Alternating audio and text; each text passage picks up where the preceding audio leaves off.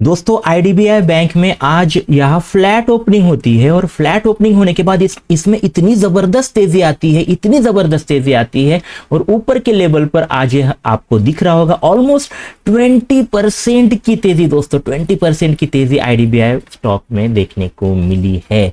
तो अभी important question यही है कि इतनी बड़ी तेजी के बाद क्या इसमें बाइंग की अपॉर्चुनिटी बनेगी या फिर सेलिंग वाली, किस जगह पर आपको ये बाइंग सेलिंग करनी है और उसके साथ साथ आपके स्टॉप लॉस और टारगेट क्या होंगे, जानेंगे आज के इस एजुकेशनल वीडियो में। वीडियो काफी इंपॉर्टेंट है, इसे अंत तक जरूर देखिए। आपको पूरा प्लान समझेगा कि किस तरह से आपको अगले दिन या फिर अगले हफ्ते आईडीबीआई बैंक में ट्रेडिंग करनी है। ओके, तो वीडियो अंत तक जरूर देखिए। तो चलिए दोस्तों वीडियो शुरू करते हैं। मैं विजय निफ्टी वाला के इस वीडियो में आप सभी का स्वागत करता हूं। 20% की तेजी देखने के बाद पहले हमें जाना चाहिए डेली चार्ट पर। डेली चार्ट पर जाकर हम एक्चुअल में ट्रेंड देखेंगे कि एक्चुअल में आईडीबीआई बैंक में ट्रेंड क्या चल रहा है। ट्रेंड की अगर हम बात करें तो दोस्तों देख लीजिए, यहाँ पर एक्चुअल में डाउन, काफी बड़ा डाउन ट्रेंड यहाँ पर देखने को मिला था मार्च अप्रैल में, और फिर यहाँ से एक रेंज बनी और उसके बाद फिर से यहाँ पर एक ब्रेकआउट मिला है।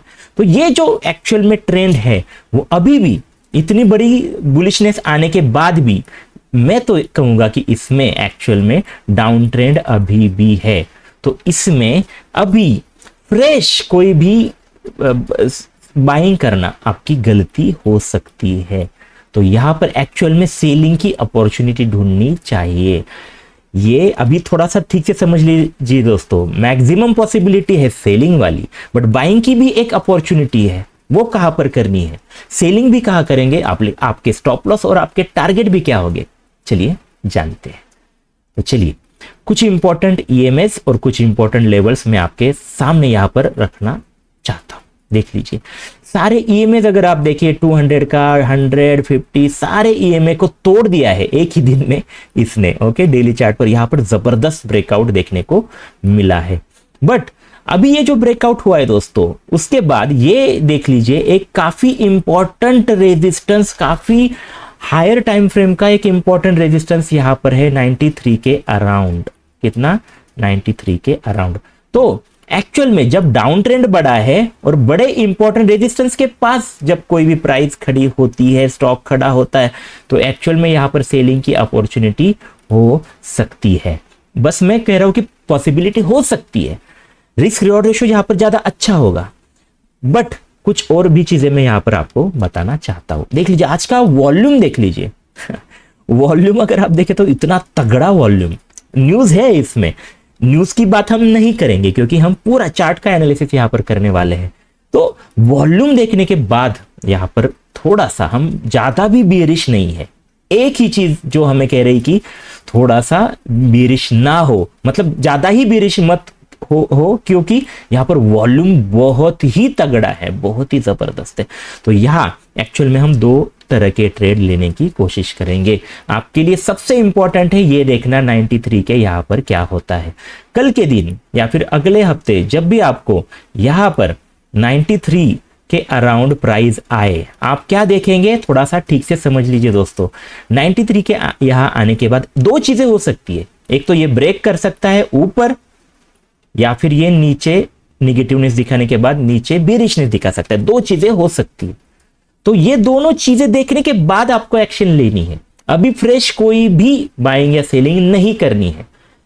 फ्रेश बाइंग या सेलिंग बिल्कुल नहीं करनी है। कल के दिन वेट करना है, कल या फिर अगले 1-2 दिन वेट करना है।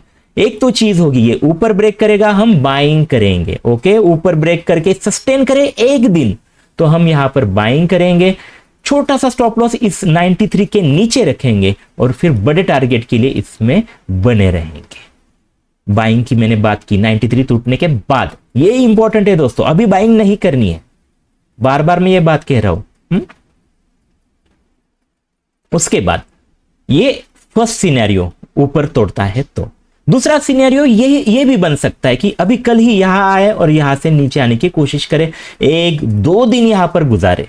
यहां पर 2 दिन आपको रुकना है। क्यों? क्योंकि जबरदस्त वॉल्यूम है, काफी बड़ी कैंडल है, 20% का उछाल है। तो 2 दिन यहां आप रुकेंगे, ज्यादा यहां हड़बड़ी मत कीजिए, वेट कीजिए, थोड़ा पेशेंस रखिए। 2 दिन इसके नीचे रहता है तो आप इसमें सेलिंग करेंगे। छोटा सा स्टॉप लॉस 93 के ऊपर रखेंगे और आपके टारगेट यहां पर हो गए दोस्तों ये बड़े। कौन सा टारगेट है आपके लिए? ये 77 के अराउंड के टारगेट के लिए आप इसमें बने रह सकते हैं, मतलब सेलिंग भी कर सकते हैं। स्टॉप लॉस और टारगेट सेलिंग वाले मैंने आपको बता दिए। बाइंग वाला जो टारगेट है वो आपको देख लीजिए, ये जब ब्रेक करेगा 93 आप यहां पर स्टॉप लॉस लगाकर रहेंगे।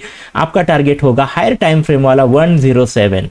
ओके, 107 के टारगेट के लिए आप इसमें बाइंग करके चलेंगे। तो पिक्चर मैंने आपको पूरी क्लियर बता दी। ज्यादा पॉसिबिलिटी सेलिंग वाली है, बट किस लेवल पर करनी है, किसका वेट करना है वो भी मैंने क्लियर किया। बाइंग भी कब करेंगे ये भी मैंने बता दिया। स्टॉप लॉस टारगेट सारी चीजें दे दी दोस्तों। तो दोस्तों पेशेंस रखिए, थोड़ा सा वेट कीजिए, 1-2 दिन आपका पैसा IDBI बैंक में बनेगा। आई होप आप ये सारी बातें समझे होंगे, आप इन बातों पर गौर करेंगे, इसी तरह से ट्रेडिंग प्लान करेंगे, ऐसी मैं आशा करता हूं। धन्यवाद।